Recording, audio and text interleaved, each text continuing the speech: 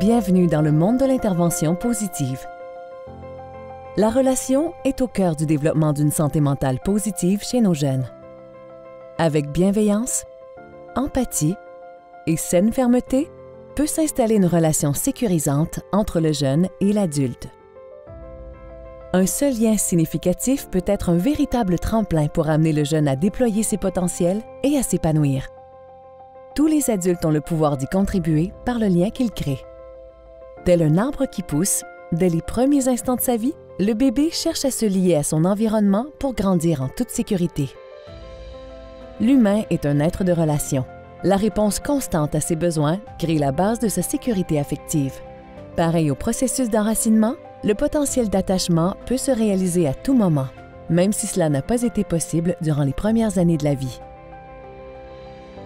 Toute interaction, geste ou parole empathique ont un réel effet sur le développement des structures du cerveau. On sait maintenant que cela permet la maturation du cortex préfrontal, essentiel à l'empathie, la coopération et la régulation des émotions. La relation d'attachement sécurisante favorise aussi le développement de la confiance en soi et envers les autres, l'élan vers de nouvelles expériences et la recherche de solutions pour faire face aux aléas de la vie. Elle permet aux jeunes d'être disponibles aux multiples contextes d'apprentissage. Écoutons des jeunes et des adultes parler de leur expérience.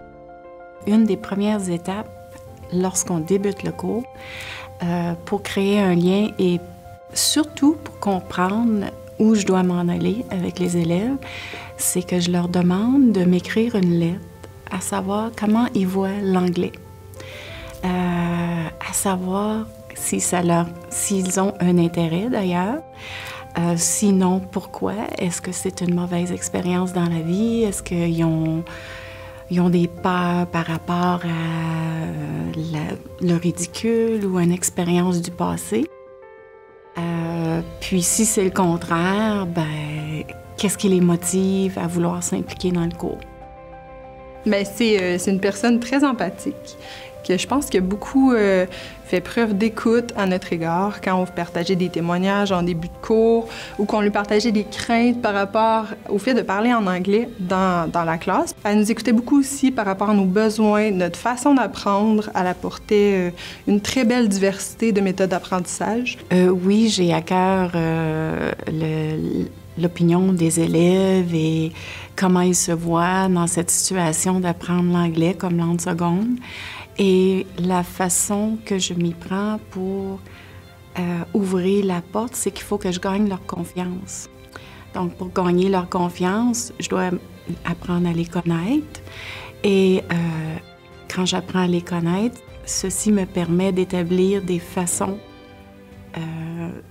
d'instaurer l'anglais et de les sécuriser.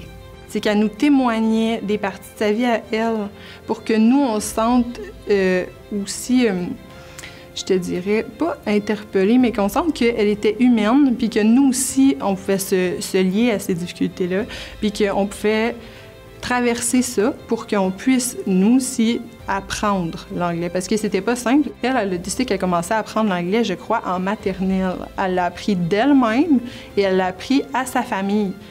Fait qu'elle, ça nous montre que ça fait depuis longtemps qu'elle a un souci des gens, puis qu'elle a une envie d'écouter, puis d'apprendre, puis d'aider les autres.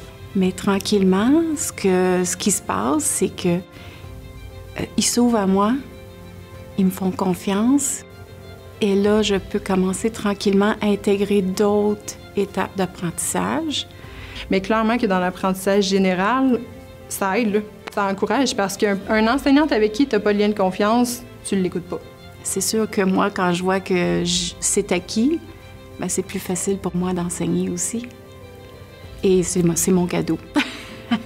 C'est un cadeau plus gros que ma paye parce que je les ai vus partir de là, monter là, et c'est wow. C'est vraiment... Et parfois, je deviens même dans la classe, quand que je vois qu'un élève a parti... Très difficilement, là. C'était comme de reculons, puis tranquillement, je lui demandais de s'impliquer. Puis à un moment donné, je vois qu'elle s'implique un peu plus. Puis là, je vois qu'elle lève la main. Ça, là, c'est magnifique. Fait que je pense que Nancy, dans le cadre de son cours, elle a vraiment encouragé notre réussite et notre apprentissage. Le but premier de l'intervention positive est de cultiver des contextes dans lesquels les jeunes sont heureux. Comment y arriver? En misant sur l'ouverture et l'accueil des adultes qui les entourent et forment leur village d'attachement. Pour qu'un jeune se sente en sécurité et suive son instinct naturel à s'attacher, il a besoin d'un cadre et de limites claires. Ainsi, le cœur nous rappelle qu'il faut conquérir celui du jeune pour pouvoir intervenir auprès de lui. Pour faire un pas de plus dans le monde de l'intervention positive, des ressources sont disponibles.